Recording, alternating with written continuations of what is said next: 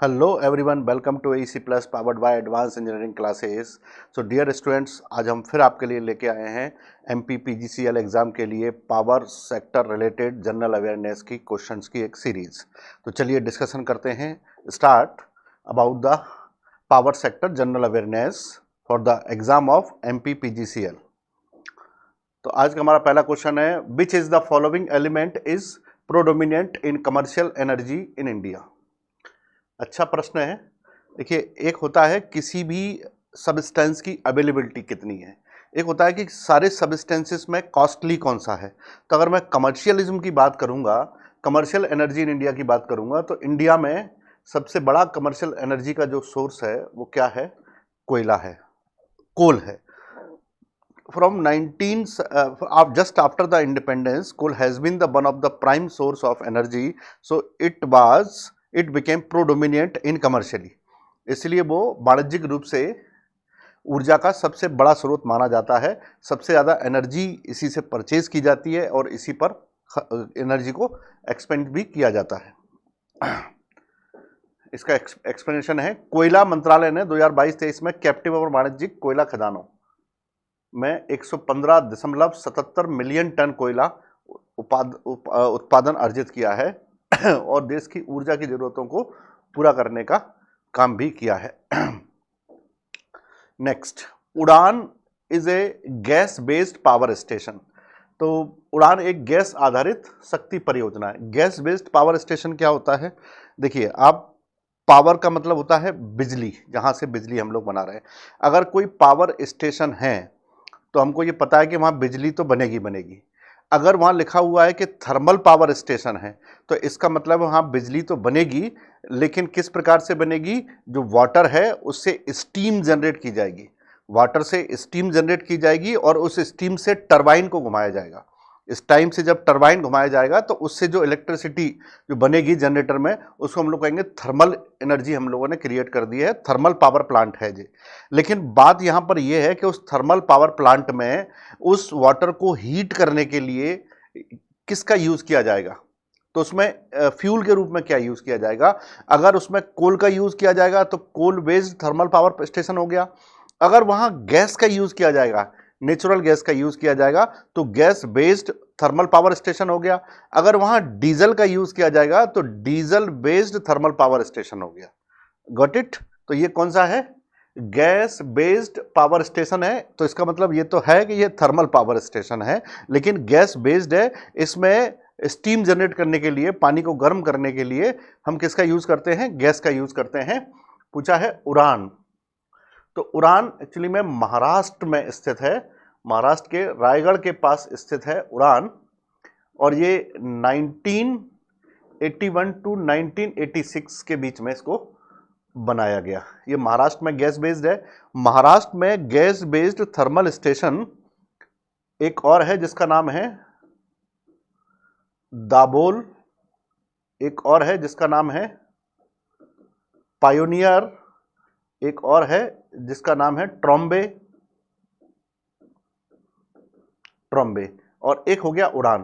तो महाराष्ट्र में total gas based thermal station 4 हैं, 4 थर्मल स्टेशन है। मैंने आपको बता दिया है कि गैस बेस्ड थर्मल स्टेशन क्या होता है, डीजल बेस्ड क्या होता है, कोल बेस्ड क्या होता है।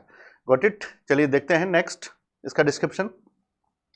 उड़ान प्राकृतिक गैस पर आधारित शक्ति परियोजना है जो कि महाराष्ट्र राज्य में संचालित है। प्राकृतिक गैस कई गैसों का मिश्रण है जिसमें मीथेन का भी यूज होता है, प्राकृतिक गैस का यूज होता है। ये गैस का यूज ईंधन के रूप में होता है, फ्यूल के रूप में किया जाता है। आइए देखते हैं सीरीज का next question. Where is the central water and power research centre located? केंद्रीय जल और विद्युत शोध केंद्र कहां पर स्थित है? तो भारत में केंद्रीय जल और विद्युत केंद्र 1954 में पुणे के खड़गवासला में बनाया गया। पुणे के खड़गवासला में इसको बनाया गया। ठीक, ये है इसका सेंटर। और जामनगर आप जानते ही हैं, सबसे बड़ी रिफाइनरी थी वहां पर। नेक्स्ट इसका डिस्क्रिप्शन देखते हैं। Central water and power research station Khadakwasla Pune में स्थित है। यह हाइड्रोलिक्स संबंधित अनुसंधान के क्षेत्र में दुनिया का अग्रणी संगठन है। केंद्रीय जल आयोग जल संसाधन के क्षेत्र में भी भारत का एक प्रमुख तकनीकी संगठन है, केंद्रीय जल आयोग, जो कि वहीं पर स्थित है। खड़गवासला पुणे में ही बना हुआ है। अगला क्वेश्चन है, India's first nuclear power generation centre is, परमाणु से बिजली बनाने वाला भारत का पहला परमाणु बिजली घर या एटॉमिक पावर स्टेशन कौन सा है? तो भारत का पहला परमाणु स्टेशन है 1961 का तारापुर। ये हमारा पहला पावर स्टेशन है जो महाराष्ट्र में स्थित है। ठीक, नरोरा 1977 का है जो उत्तर प्रदेश में स्थित है। कलपक्कम तमिलनाडु का है और काकरपाड़ा गुजरात का है। तो जो काकरपाड़ा है ये 1984 का है और कलपक्कम है ये 1970 का है। तो ये भारत के एटॉमिक पावर स्टेशन है। तो इसमें सबसे पहला आपको दिखेगा जिसका नाम है तारापुर, महाराष्ट्र। इसके अलावा और भी भारत के हैं, जैसे अभी तमिलनाडु में एक नया बनाया गया है कुडनकुलम, एक रावत भाटा है जो राजस्थान में काम करता है, रावत भाटा। कैगा है वो कर्नाटका में काम करता है। तो भारत में बहुत सारे परमाणु बिजली घर हैं और इंडिया में परमाणु बिजली जितनी आप उत्पादन करता है, जितना जनरेशन करना है, तो 5th largest source of energy है, पावर है इंडिया में। किसके बाद? थर्मल के बाद, हाइड्रो के बाद और बहुत सारे जो रिन्यूएबल सोर्सेस है उसके बाद उसका नंबर आता है। 5वें नंबर का सबसे बड़ा प्रोड्यूसर है एनर्जी का atomic research centres, atomic power centres.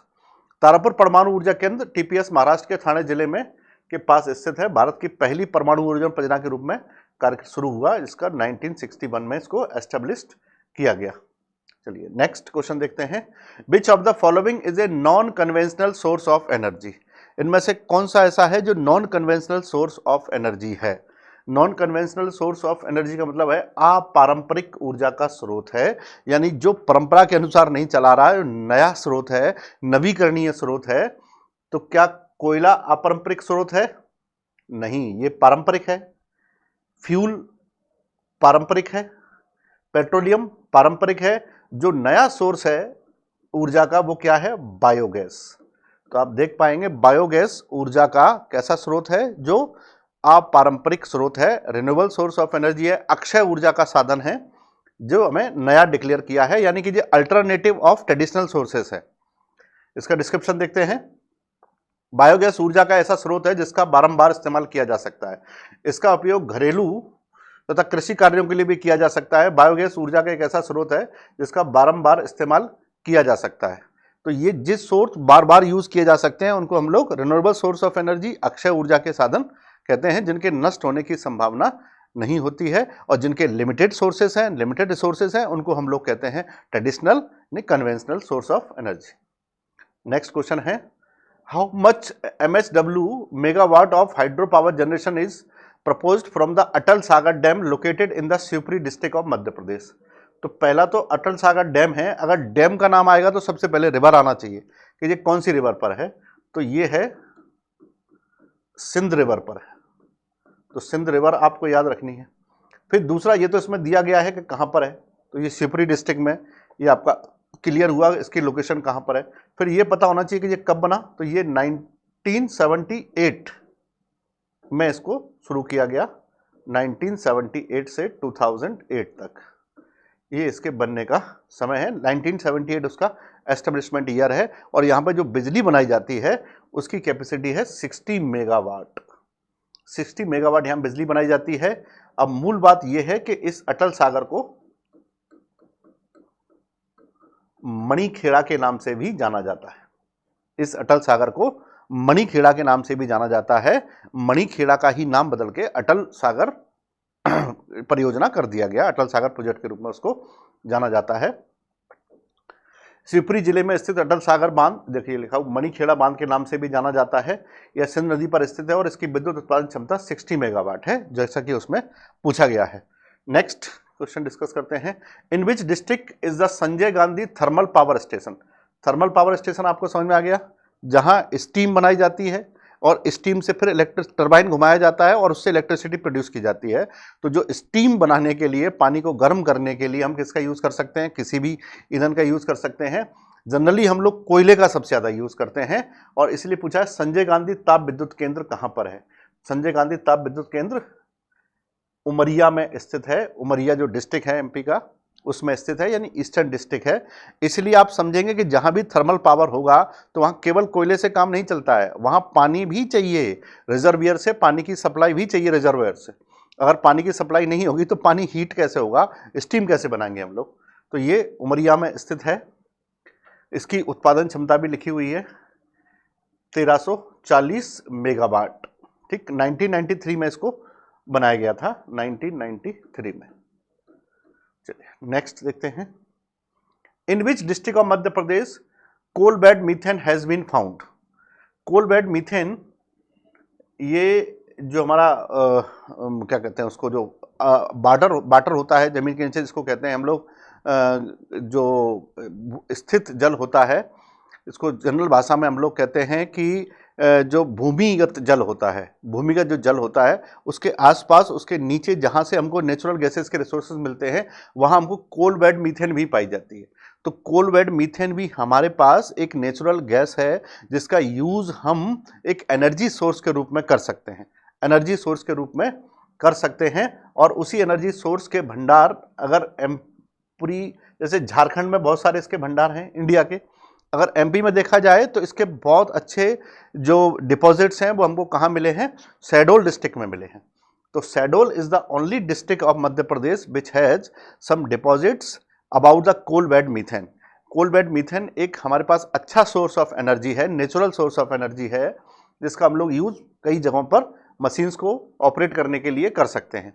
Madhya Pradesh के शहडोल जिले के सुहागपुर में कोल बेड मीथेन के भंडार पाए गए हैं, संयुक्त रूप से पाया जाता है।